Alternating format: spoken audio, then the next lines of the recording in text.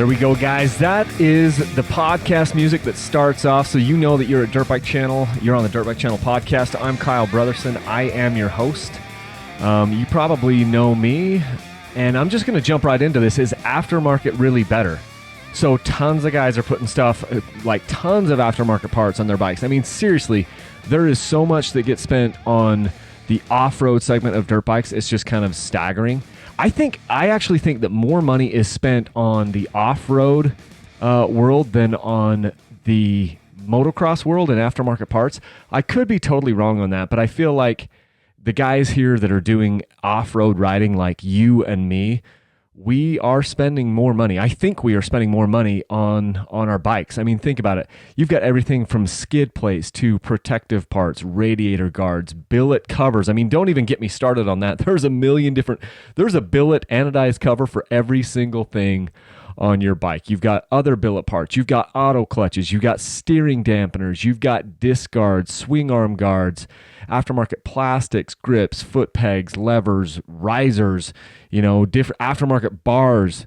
You've got motor mods. You've got head mods. You've got carburetors. You've got shift levers. You've got brake pedals. You've got radiator fans, batteries, headlights, sprockets, handguards, kickstands, wheels, hubs, exhaust pipes, throttle tubes, gas caps, titanium bolts, mirrors, fork guards, forks, shoes, TUBliss, bibs, tugger straps, tie downs. I mean, the list goes on. Those are just some of the things that I thought of as I was kind of doing some prep on this. There are a million things that some of us are putting on these bikes, and some of it is really great, and some of it has a reason. The other stuff is just to dress your bike up. And so I really want to get into, is aftermarket better? Okay, and I see this as kind of there's kind of two things here. There's the satisfaction of putting things on your bike, and then did you actually improve the function of the bike? And those are two different things, and I want to address kind of both of them because they're both real and they're both legitimate. And another thing I want to say is I'm all for the American dream. I want people to make money, and I want people to improve our sport. I am all for that, okay? But I want to have a real discussion, a real conversation about what your motivations are for putting aftermarket parts on your bike, and are you really improving the bike, or are you improving the function of the bike, or are you just improving the look of the bike? And it's okay if we're just improving the look of the bike. That's totally fine. I'm not dogging anything, and I'm not going to name out any companies here because I think there's a ton of companies in this industry that are doing some pretty awesome stuff, and I don't want them to stop. I want them to continue to produce awesome things for us. I mean, you think about it. If you can make a living in this country, in America, in the United States of America, by in a sport that you love, that is great. Another thing that's cool about the aftermarket part segment is that most of these products are being made and produced, designed, made, produced, manufactured by small outfits. It's awesome because it's usually some very hardworking people that are standing behind their baby, right? Because they created this thing, this aftermarket thing, a foot peg, a part, whatever it is, and it's their baby because they designed this thing and they're proud of it and they want to put their best foot forward. And I think that is where a lot of innovation comes from. That's where a lot of really, really cool products come from, are on these people that are passionate about doing something better. You know what I mean? Aftermarket drives innovation forward because they get to stand on the shoulders of the large corporations that have made a product, an OEM product, and they get to stand on their shoulders and try to make a better mousetrap, right? And sometimes they really do make a better mousetrap than the OEM product. Sometimes they don't. Sometimes they've just made it different, and that doesn't necessarily make it better. But different for you might actually be an improvement. I mean, we can get into that here in a little bit. I've got some anecdotes and some stories as I kind of talk through this, and you guys can come along with me. By the way, if you haven't subscribed to these podcasts, you can get them anywhere. You should be on iTunes, Spotify, Stitcher, Google Play, all that stuff. Please rate and leave a review if you like these podcasts, because that helps other people find it. So aftermarket driving the market forward. I love that. It's a cool thing. Aftermarket is fun. Okay, let's just get that out of the way. It's fun and it's rewarding. I mean, think about it. You just bought this bike, and for a lot of us, it is like your trophy. your dirt bike, it's out, it's probably got a special place in the garage. I hope it does. And you might even have built like a shop or a shrine like me just to go out and have, a place for these bikes. That the reason why I did that is because I just love the bikes so much. I wanted to get them out of the garage and I wanted to have a place where I could go and work on them, and have tools and have everything kind of in its own little space. And that's where I go to put aftermarket parts on my bikes. I mean, if you're like me, you're eating and sleeping and drinking and dreaming about dirt bikes. I mean, think about it. Last night, I spent half the night up, like thinking I was on a ride.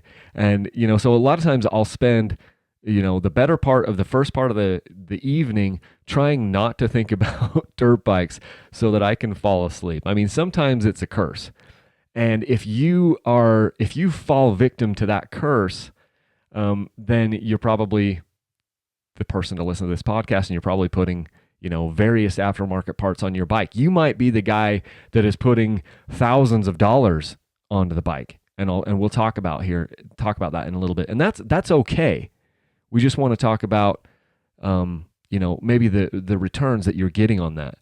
Aftermarket parts it's kind of like allowing you to play dress up on the bike. And that's a real thing. And I certainly put value in that. I was into guns before I was into to dirt bikes, and I still am a gun enthusiast. And if you think about it, like the AR-15, it's semi-automatic rifle that shoots a .223 cartridge or 5.56 millimeter projectile. Those things here in the United States are like the erector set for guys, because they're literally like every single part on that thing. You have multiple options, and you can do all this aftermarket stuff with these guns, and they're just like little erector sets for guys, and you can spend a ton of money on them, but there's all these little things that you can customize, and your dirt bike is just like that. The dirt bike costs more money than typically a firearm does. For the initial investment. And then there is a million things. There is an aftermarket part for like every single piece of your bike. Every single piece, there's an aftermarket part that you could do, and if you're just going to play dress up with the bike in the garage or make it look like it's the best looking bike in the neighborhood or out of the track or on the trail or whatever, and if you get value from that, then I say, hey, that's awesome, because this whole thing is supposed to be fun. Riding dirt bikes is supposed to be fun. It's a hobby. It's awesome. It's amazing. And if playing dress up with the bike and putting bling on the bike gives you, those warm fuzzies and gives you that, that buzz that you're looking for, I say, great, go for it. There is value in that. There are people that buy bikes based off of the color. Maybe it's blue. Maybe they buy Yamaha because blue is their favorite color. Maybe they buy KTM because orange is their favorite color. By the way, orange is my favorite color, but that's not why I typically have a KTM in my shop. Because I started on Yamaha.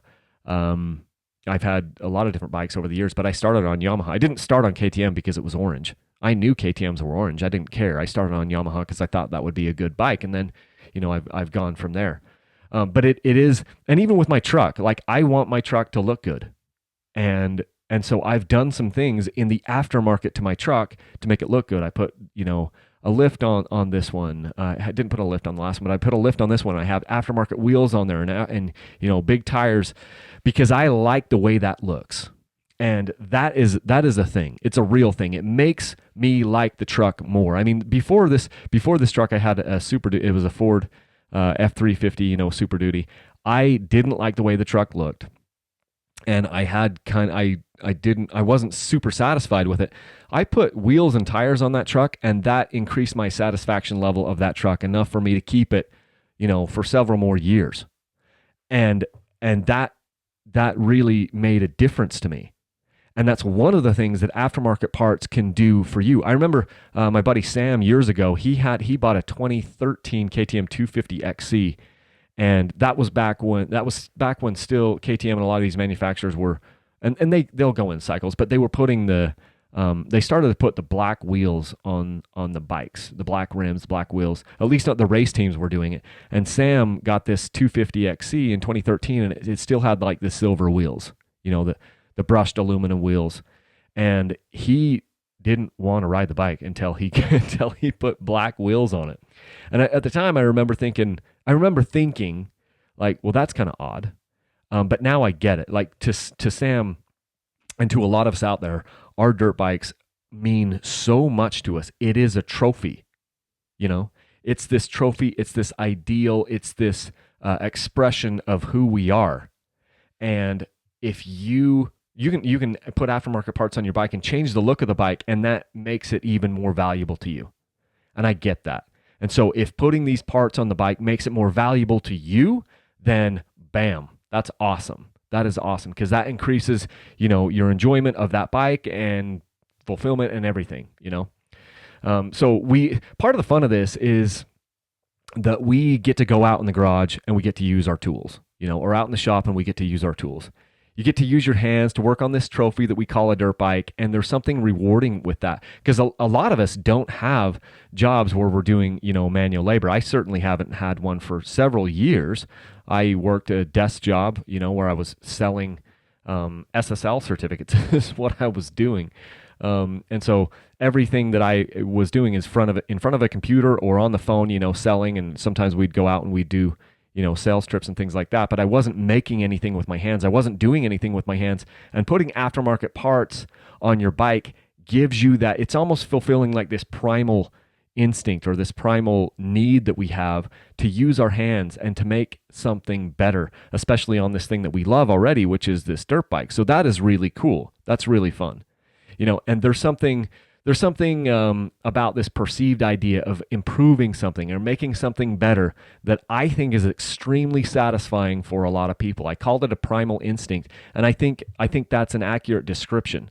If you can go out there, use your hands, use your tools to make your bike better, that's a cool thing.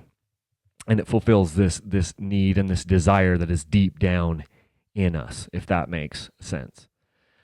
Sometimes aftermarket is filling a need because the OEM or the manufacturer didn't put that part on the bike. And so now you're going to put that on the bike, and you're, going to the aftermarket as you would, because the manufacturer, the original manufacturer didn't put that on the bike. I'm thinking about things like now radiator fans or other protective parts. I mean, if you're doing more slow technical riding or something on some of these bikes, you might need a radiator fan. And that has become more and more of an issue for me as the speeds have slowed down and the difficulty has come up. It's to the point now where I need a radiator fan so I don't have to stop and let the bike cool down. Protection parts, a lot of these bikes, they're making them as light as they possibly can, and so they don't come with some of the protective parts that they probably should have. Some bikes come with skid plates, most don't. And so you turn to the aftermarket to put some of these protective parts on there. I'm thinking about, things like the skid plates and radiator braces for some people, or like swing arm guards, or rear disc guards, or front disc guards, or even like hand guards, like a full wraparound hand guard, or things like that you're putting on the bike. You have to turn to the aftermarket, not because the OEM doesn't know how to do it, but just because the OEM didn't do it. Either to keep the cost down or keep the weight down, they didn't do it. And so you turn to the aftermarket. So sometimes the aftermarket is filling that need because the OEM didn't do it. Sometimes aftermarket is cheaper than, some of these parts. A lot of times it's cheaper on some of the things. I think about some of the Tusk stuff from Rocky Mountain ATV. But it isn't always cheaper. Another one that is cheaper though is like an FMF pipe. If you've got like a KTM or a Yamaha 2-stroke or something like this, the OEM pipe is freaking expensive. In some of those cases, these OEM pipes are pushing like $500 or $550 for a 2-stroke pipe, whereas you could go out and get an FMF gnarly pipe for like $230 or $240. And so a lot of times you can find an aftermarket part that is cheaper than the OEM, but just as good. And I say, hey, then that's awesome. Let's turn to the aftermarket for that, for that thing. And because that's cool. Everyone, we want to save money. I have never bought an OEM 2-stroke pipe from, for a KTM, because those things are freak. I can buy 2 of the aftermarket parts for every one of the OEMs. And so that's cool. But is aftermarket, so we've extolled some virtues there of the aftermarket. Maybe it makes your bike look better. Maybe it saves you some money. But is aftermarket always better? because it's not always cheaper. In a lot of cases, some of these aftermarket parts are really expensive, like super expensive. And I don't know about you, but I don't have just like a ton of money to be spending on this stuff. So less is more. For me, less is certainly more. And the more I buy dirt bikes and things, the more that point is driven home for me. I mean, like right now, in the position that I'm in, I've got a number of bikes sitting out in my shop, and I can't afford to put a ton of aftermarket parts on those things. And what I've also found is that I can get away with less. For me, less is certainly more. It doesn't mean I don't buy stuff, because I do buy. There are certain things that I buy for all the bikes, but I can't buy everything for all the bikes, and the return on investment isn't really there. So let's get real again for a moment. Those large manufacturers like Honda, Yamaha, KTM, Kawasaki, Beta, Gas, these manufacturers, Suzuki, they've put a lot of research and development dollars, R&D, and a lot of years into these products. And yeah, they also have to make them at a reasonable cost so that they don't blow their margins, but it has to be good. And I think that's something that a lot of us don't spend that much time thinking about. The product that they're putting on the bike has to be good. Okay. And in most cases, it is good. The things that they're putting on these bikes are good, and it's tough to improve on. Not impossible, but it is tough because there has been a lot of R&D dollars. Just think about it this way. So we mentioned that a lot of these aftermarket companies are mom and pop shops, and maybe they've gotten to the point where they do have some money in the bank and they're cranking things out, and maybe they've gotten bigger. But they don't probably have the R&D dollars that Yamaha has, or KTM has, or Honda. And so they're trying to make a product, and they can make it good, and maybe they can even make it equally as good. But have they actually improved it? And in a lot of cases, I think you'd have to say, no, they didn't improve the function of this product. They might have increased the look, because it isn't that hard to make something look better than OEM, especially if you're willing to charge a little bit more for it, or even twice as much for it. I'll give you an example, like a shift lever. So I'm not gonna name any names here, and I'm not gonna name any company names, but shift levers. You can get a shift lever for your bike, and it is not hard to buy a shift lever that looks better or looks cooler than the stock part. It might be black anodized or orange or blue or whatever, and it can look tricked out. And again, like I said, if your whole intention is to make the bike look tricked out, then you've already done that. So I recently rode with a guy who installed an aftermarket shift lever on his bike, down by the foot peg, and it looked trick, and it really helped to set off the bike, and hey, if that's what you're going for, then objective achieved right there. But let's talk about functionality for just a second here, because during the ride, he mentioned that sometimes it's hard for him to, he was asking me about some questions about some different things, and I'm not the best rider in the world, but I'm an okay rider, and he was just asking some advice for me, different riding things that were happening, different techniques.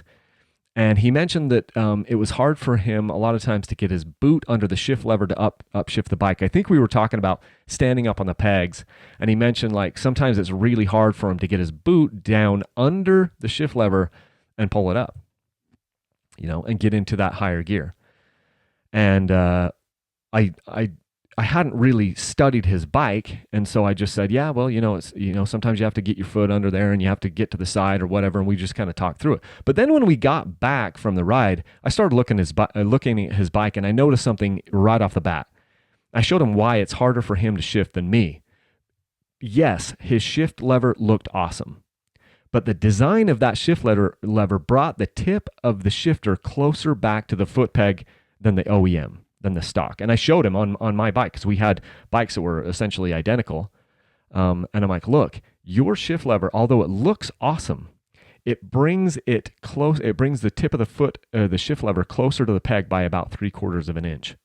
Not only that, he had wider foot pegs than the OEM, and so that narrowed the gap even more. So here he had a wide platform foot peg, and then the shift lever that didn't extend out quite as far. And what that means is it made it hard for him to get his boot in between there and shift. It was about 3/4 of an inch. And that's a big difference. And that made it hard for him to shift. And so while it was an improvement in the way the bike looked, it was not an improvement in the way the bike functioned. He went home and he put the stock shifter back on the bike because to him, he said, you know what? I'm going to value the functionality of this stock shift lever over the look of the aftermarket. So just an anecdote for you, and I've seen this in multiple ways. You know, maybe that part weighs more or whatever, but it's like I said before, it's one thing to make the part look better than the OEM, but it's an entirely different thing to actually make it function better and be stronger. And they in some cases they've done it. You know, there are companies out there that are striving to make a better mousetrap, but you know what? It is actually hard to make a better mousetrap. It really is. There's a ton of companies out there that if you go to the hardware store, you'll see all these different mousetraps, you know, like all these different iterations of it and whatever, but then you'll always see the tried and true version of the original mousetrap that's been around for probably 150, 200 years, and that's because the thing works pretty dang good, and it's hard to improve both the function and the look of the mousetrap and make it work. And the same thing goes with aftermarket and OEM. It's one thing to make it look better, but it's another thing. It's actually pretty difficult to make it function better than the OEM. So, in conclusion though, your dirt bike has to be fun. It's supposed to be fun. You know, we are doing this for the fun of it. And like I said before, if installing parts on your bike adds to the enjoyment, adds to the fulfillment, I'm all for that. Let's just be real about the returns though. Because here's another myth that people think. They think that, you know, if I put all these aftermarket parts on my bike, it's going to be worth all of this extra money. And the truth is, it's not. I mean, there are some exceptions to every rule, but generally speaking, the bike is not going to be worth really anything more because you put a ton of parts on the bike. I mean, think about it in the car world. You've got a Honda Accord. It's a 2010 Honda Accord. It's worth, I'm just going to throw out a round number. I might be way off, but let's say you've got a Honda Accord and it's worth $10,000 according to like Kelley Blue Book or NADA. You know, that's a popular, you know, car valuation website organization here in the United States. So if the car is worth $10,000, you can go out there and you can put a $5,000 stereo in that Honda Accord, and guess what? It's worth like $100 more. No one cares. Same thing happens with the motor. You could go out there and put like a supercharger in that motor and put $2,500 into the motor. It's still only worth, you know, that $10,000 that it was originally. No one wants to pay for your stereo. No one wants to pay extra for your upgraded engine. I mean, there may be, you know, a 17-year-old kid or something out there that will pay you more for that. But generally speaking, your car is worth the same thing it was before you put that stereo on here. The same thing applies with dirt bikes. So if you have $2,000 in parts on your bike, honestly, it's probably worth about $100 or $200 more to most guys. For me personally, I don't like bikes. When I'm looking for a bike, I don't like bikes with a ton of parts on them because it doesn't matter to me. I don't care about your aftermarket parts. For me, less is more, and I'd rather spend the money on gas and tires in most cases. Now, obviously, I have aftermarket parts that I'm putting on the bike every time. Like TUBliss, I'm putting on the bike every time. I'm putting a lot of protective parts on the bike every time. So I'm not saying that they don't have value. And there are, and you might have all these parts on your bike, and you meet a guy who's like-minded to you, and you've already installed everything on the bike, and he's in love with that, and that makes it easy for him, and so it might make the bike sell quicker down the road. But don't plan on it selling for a lot more. You know what I mean? So I'm not saying that there isn't value here. We just need to be real about the ROI, return on investment. You're not going to get the money back out of those parts. Pennies on the dollar. You know, maybe 10 cents on the dollar. You're not going to get 50 cents on the dollar. Just don't think that way. But you might sell it quicker, and time is money, and so you know, that can be a good thing. But I'm not the guy who likes to see a lot of aftermarket parts on a bike. I'd rather see the bike bone stock, and then I can put the parts on there that matter to me. And that's how it works. So another thing, just know that almost without exception, aftermarket parts don't make you a better rider. Now, you notice I didn't speak in an absolute, and I didn't say that no aftermarket part makes you a better rider, because there are exceptions to every rule. And sometimes you might be putting something on the bike that actually does improve your comfort level or whatever, or your confidence level, and that can make you a better rider. So I don't want to speak in absolutes, but for the most part, an aftermarket part won't make you any better. It won't make you any faster. The things that make you better and faster are seat time and practice. Those make you better. And so be real about what you're spending on the bike. If you buy a $1,000 auto clutch or something, it might make your bike a little bit more enjoyable for you to ride, but it doesn't make you a better rider. It'll cover up some deficiencies in that system and that bike system and you and the terrain that you're going on, but it doesn't make you a better rider. Because you can't, then you turn around and you go on a bike that doesn't have that part, and now you've got that issue again, and so you haven't really improved anything. You've just kind of masked something or whatever. The only way to get better is to put time on the bike, put gas through the tank and those types of things. That makes you a better rider. Obviously, I'm not the best rider in the world. I'm just an average guy like you, but these are some of the things that I totally believe in, So you put a ton of parts on the bike, you might have the best looking bike in town. And if that's what you're going for, boom, more power to you. I love it. There are things that I don't want to go without in the aftermarket, and I want the aftermarket to keep getting better, and I want those guys to make money. And there's a ton of you guys out there that like what they're, the product that they're selling. And I do too.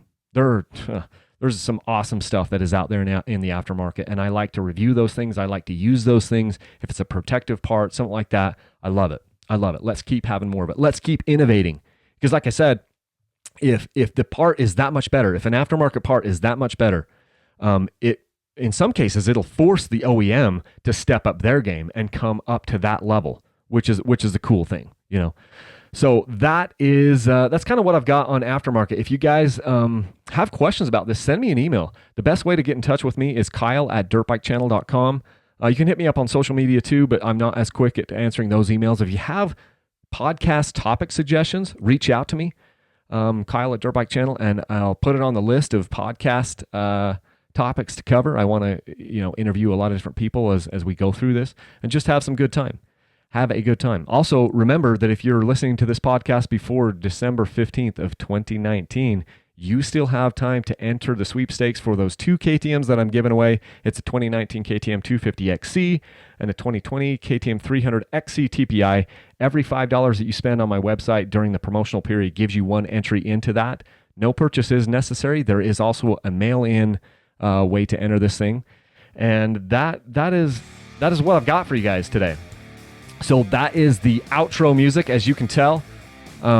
Really appreciate all the support that you guys have shown me. If you want to just support Dirtbike Channel, you can go over to Patreon. You can leave a monthly tip there. You can also, just right on my website, you can do like on PayPal, you can go through and just like set up a monthly tip donation thing through PayPal. I do that with some other podcasters that I support.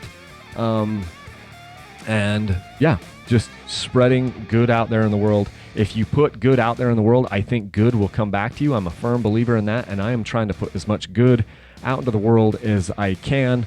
Not perfect, but I am trying to strive to get better each day. So anyway, I appreciate all the support you guys have shown me, and let's keep the rubber side down and keep rocking. Thanks, guys.